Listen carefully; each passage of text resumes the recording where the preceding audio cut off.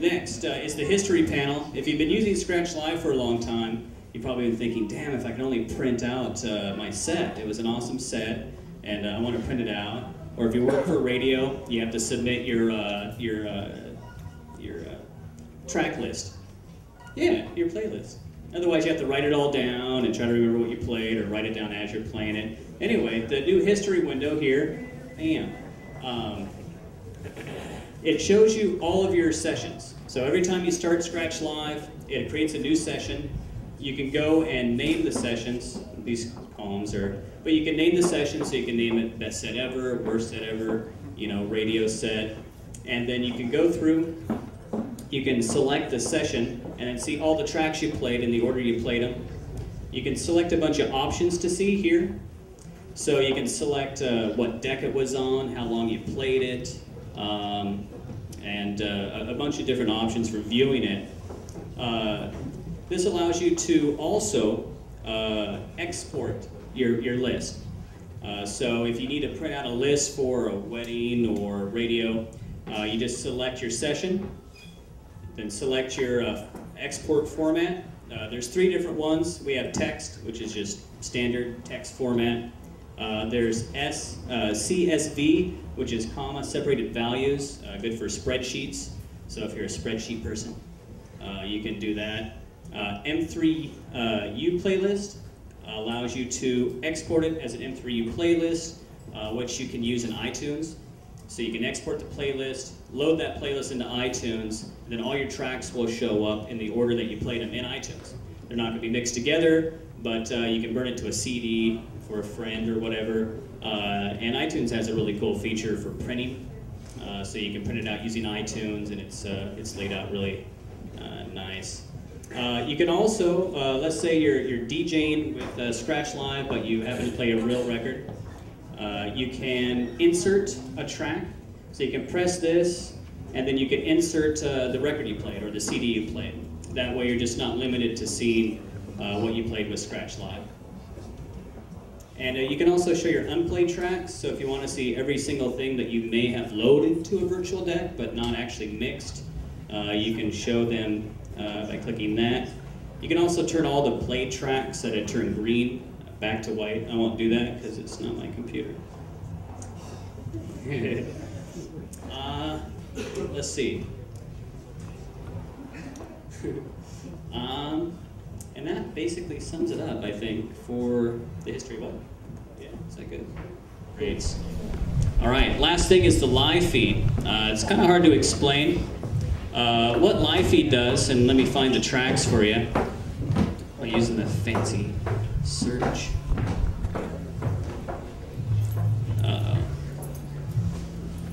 Okay, these 2 tracks here, you won't be able to delete them from your library, so if you happen to see these after updating, you're like, what the heck are these? I'm going to delete these.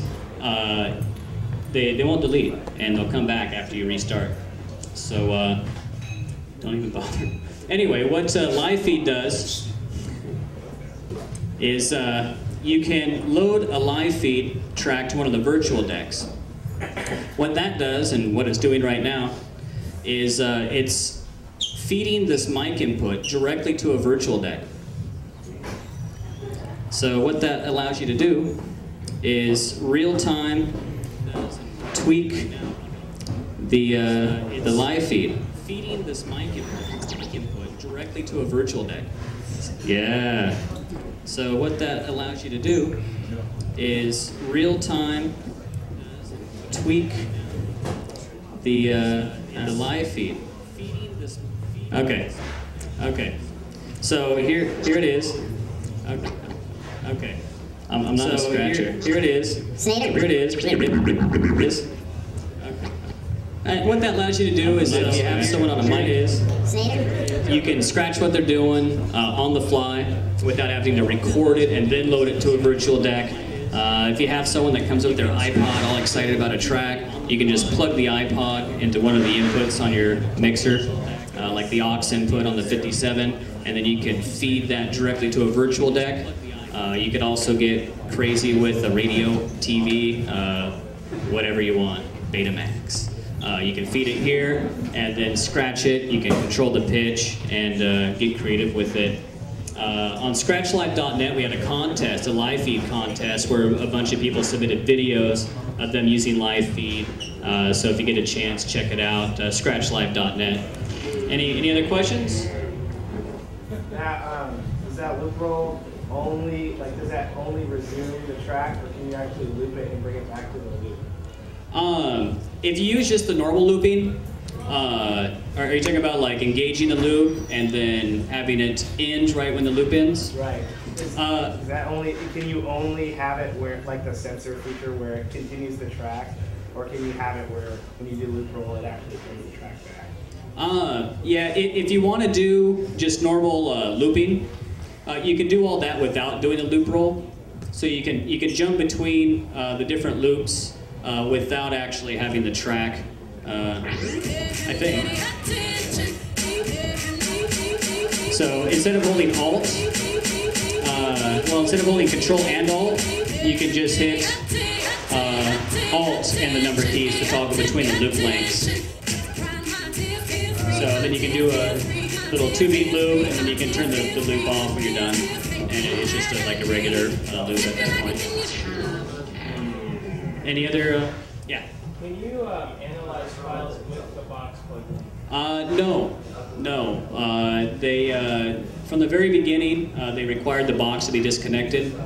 I think it had something to do with the amount of CPU that the analyze files, previously called overview builders, uses. It basically will use all the CPU your computer can muster to do files. If you have more than one processor, it'll allow you to do multiple tracks at one time. So if you have a quad processor, it'll review 4 tracks at one time. So it's something that you would do without the hardware connected as part of your setup. So you build your crates, then you can drag that crate to the analyze files and have it go through and calculate the BPM and build your overviews and all that. One thing about that, there is an autofill overview option in the setup screen, so you can build your overviews as you load them onto the virtual deck.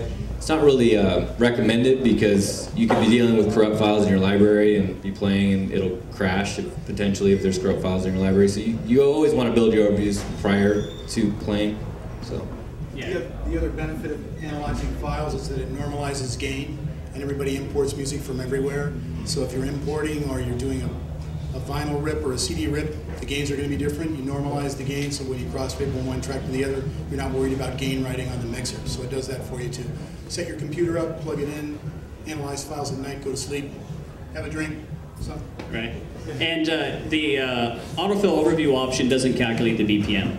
So there's no on-the-fly BPM calculation. So that auto gain, that's only for 1.9 because it doesn't do it right now for my 1.8.3 whatever I use. Auto gain is there. In order for that to work, the files have to be analyzed in order for ScratchLive to determine the playback level. So once the files have been analyzed, then you can check this option here, and then you can set your level. And whatever level this is, if it's above that level or below it, it'll adjust automatically the gain control on the virtual deck here. And you'll know if it's working if that gain knob is kind of grayed out instead of being all clear and white like that. There's a pretty big controversy going on right now on the forum at ScratchLive.net about some sort of auto-sync type feature. The new version of ScratchLive, the 191 version that's coming out, it's in beta right now, so if you're interested in that, go to ScratchLive.net, and I'll give you a little sneak peek. Each virtual deck now has a pitch control and a level control. So if you have a MIDI controller, you can map each of these sample players to a MIDI controller, have its own pitch control, nudge, BPM readout, key lock, and level control. So you can map all those to a big MIDI controller and you can get kind of crazy with it. Auto-sync would help that a lot. That way you can have a bunch of loops going and not have to sit there and be a crazy guy trying to get them all equaled out.